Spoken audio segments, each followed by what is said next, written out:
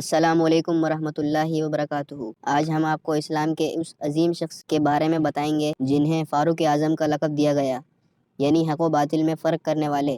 جی ہاں، ہم بات کر رہے ہیں حضرت عمر فاروق رضی اللہ تعالیٰ عنہ کی، جن کی زندگی ایمان، انصاف اور قربانی کا ایک حیرت انگیز نمونہ ہے۔ اسلام قبول کرنے کا واقعہ۔ حضرت عمر فاروق رضی اللہ تعالیٰ عنہ نے اسلام قبول کرنے سے پہلے اسلام کے شدید مخالفین میں سے ایک تھے، لیکن اللہ نے آپ کے دل کو اسلام کے لیے کھول دیا۔ ایک دن آپ رسول اللہ صلی اللہ علیہ وسلم کو قتل کرنے کے ارادے سے نکلے، لیکن راستے میں ایک شخص نے بتایا کہ پہلے اپنی بہنوئی اور بہن کو دیکھ لو جنہوں نے اسلام قبول کر لیا ہے۔ جب آپ اپنی بہن حضرت فاطمہ بنت خطاب اور بہنوئی کے گھر پہنچے تو وہاں قرآن پاک کی تلاوت ہو رہی تھی۔ آپ نے ان سے قرآن مجید سننے کی خواہش ظاہر کی۔ جب آپ نے قرآن شریف کے الفاظ سنے تو آپ کا دل پگھل گیا اور فوراً رسول اللہ صلی اللہ علیہ وآلہ وسلم کی خدمت میں حاضر ہو کر اسلام قبول کر لیا۔ یہ واقعہ مسلمانوں کے لیے خوشی کا باعث بنا، کیونکہ حضرت عمر فاروق رضی اللہ تعالیٰ عنہ کے اسلام قبول کرنے کے بعد اسلام کی طاقت میں اضافہ ہوا۔ حضرت عمر فاروق رضی اللہ تعالیٰ عنہ، جنہیں امیر المومنین کہا جاتا، راتوں کو بھیس بدل کر مدینے کی گلیوں میں گشت کرتے تاکہ عوام کے حالات کا جائزہ لے سکیں۔ ایک دن آپ نے دیکھا کہ ایک عورت رات کے وقت اکیلے سفر کر رہی ہے۔ حضرت عمر رضی اللہ تعالیٰ عنہ نے قریب جا کر اس عورت سے سوال کیا، تمہیں اکیلے سفر کرنے میں خوف نہیں لگتا؟ رات کا وقت ہے اور تم اکیلی ہو۔ عورت نے پلٹ کر جواب دیا، یا تو عمر کا انتقال ہو گیا ہے یا پھر تم خود عمر ہو، ورنہ کسی کی مجال نہیں کہ ایک راہ چلتی عورت سے سوال کر سکے۔ حضرت عمر فاروق رضی اللہ تعالیٰ عنہ کی ہجرت بھی منفرد تھی۔ جب آپ نے مدینے کی طرف ہجرت کا ارادہ کیا تو قریش کے سامنے کھل کر اعلان کیا اور کہا، اگر کسی کو اپنی جان کا خطرہ ہے تو وہ مجھے روک کر دکھائے۔ یہ جرأت اور بہادری کی مثال ہے جو آپ کی شخصیت کا خاصہ تھی۔ خلافت کا آغاز۔ حضرت ابوبکر صدیق رضی اللہ تعالیٰ عنہ کی وفات کے بعد حضرت عمر فاروق رضی اللہ تعالیٰ عنہ 13 ہجری میں مسلمانوں کے دوسرے خلیفہ منتخب ہوئے۔ آپ نے 10 سال 6 ماہ اور 4 دن خلافت کی۔ یہ دور اسلامی تاریخ کا سب سے سنہری دور سمجھا جاتا ہے۔ حضرت عمر رضی اللہ تعالیٰ عنہ مدینے کی گلیوں میں گشت کر رہے تھے تاکہ عوام کے حالات کا جائزہ لے سکیں۔ اچانک آپ نے ایک جھوپڑی میں بچوں کی رونے کی آواز سنی۔ قریب جا کر دیکھا تو ایک بوڑھی عورت چولہے پر ہانڈی رکھے بیٹھی تھی اور بچے بھوک سے بلگ رہے تھے۔ حضرت عمر رضی اللہ تعالیٰ عنہ نے پوچھا، ماں، یہ بچے کیوں رو رہے ہیں؟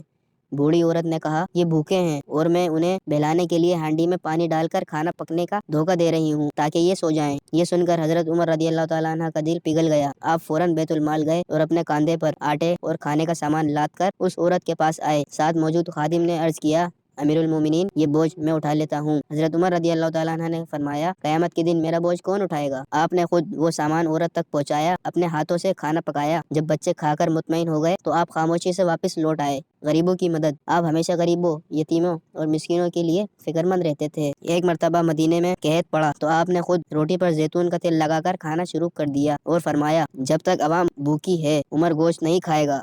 انصاف کا اعلیٰ معیار۔ حضرت عمر فاروق رضی اللہ تعالیٰ عنہ کی خلافت عدل و انصاف کی ایک بے مثال ہے۔ آپ نے ہمیشہ ہر ایک کے ساتھ مساوی سلوک کیا، چاہے وہ امیر ہو یا غریب۔ ایک واقعہ مشہور ہے کہ ایک دفعہ ایک یہودی نے حضرت عمر رضی اللہ تعالیٰ عنہ کے بیٹے کے خلاف مقدمہ دائر کیا۔ جب فیصلہ سنایا گیا تو حق یہودی کے ساتھ تھا اور آپ نے اپنے بیٹے کے خلاف فیصلہ کیا۔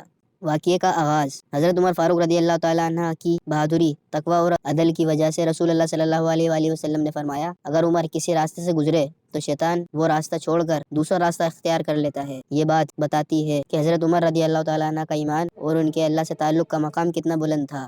شیطان کا خوف۔ ایک مشہور واقعہ بیان کیا جاتا ہے کہ ایک دن حضرت عمر فاروق رضی اللہ تعالیٰ عنہ مدینے کی گلیوں میں گشت کر رہے تھے۔ شیطان نے ان کی آمد کو محسوس کیا اور فوراً راستہ بدل لیا۔ کسی نے پوچھا، شیطان تم سے کیوں ڈرتا ہے؟ حضرت عمر رضی اللہ تعالیٰ عنہ نے جواب دیا، میں اپنی زندگی میں ہر قدم اللہ اور اس کے رسول اللہ صلی اللہ علیہ وآلہ وسلم کے حکم کے مطابق اٹھانے کی کوشش کرتا ہوں۔ جب بندہ اپنے اعمال کو اللہ کی رضا کے لیے خالص کر لیتا ہے تو شیطان اس سے خوف کھانے لگتا ہے۔ شیطان کے لیے سبق۔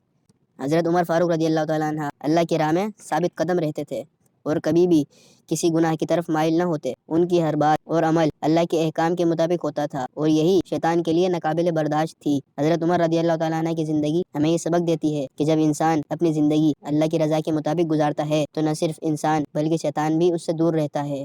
آخری وقت کا واقعہ۔ حضرت عمر فاروق رضی اللہ تعالیٰ عنہ کو ان کی خلافت کے دوران نماز کے دوران شہید کر دیا گیا۔ جب ان کا آخری وقت آیا تو انہوں نے اپنے بیٹے حضرت عبداللہ رضی اللہ تعالیٰ عنہ کو حکم دیا کہ ام المومنین حضرت عائشہ صدیقہ رضی اللہ تعالیٰ عنہ سے اجازت لے کر انہیں رسول اللہ صلی اللہ علیہ وآلہ وسلم اور ابو بکر صدیق رضی اللہ تعالیٰ عنہ کے پہلو میں دفن کیا جائے۔ یہ ان کی عاجزی اور رسول اللہ صلی اللہ علیہ وآلہ وسلم سے بے پناہ محبت کی نشانی ہے۔ حضرت عمر فاروق رضی اللہ تعالیٰ عنہ کی زندگی ہمیں سکھاتی ہے کہ ایمان، انصاف اور قربانی ہی ایک مسلمان کی اصل پہچان ہے۔ آپ کی شخصیت ہر مسلمان کے لیے ایک نمونہ ہے اور آپ کی مثالیں رہتی دنیا تک یاد رکھی جائیں گی۔ اگر آپ کو یہ ویڈیو پسند آئی ہو تو لائک کریں، شیئر کریں اور چینل کو بھی سبسکرائب کر سکتے ہیں تاکہ مزید اسلامک موٹیویشنل ویڈیوز آپ تک پہنچتی رہیں۔ جزاک اللہ۔ ملتے ہیں اگلی کسی شاندار ویڈیو کے ساتھ۔ اپنا رکھیے گا بہت سارا خیال۔ تب تک کے لیے اللہ حافظ۔ السلام علیکم ورحمۃ اللہ وبرکاتہ۔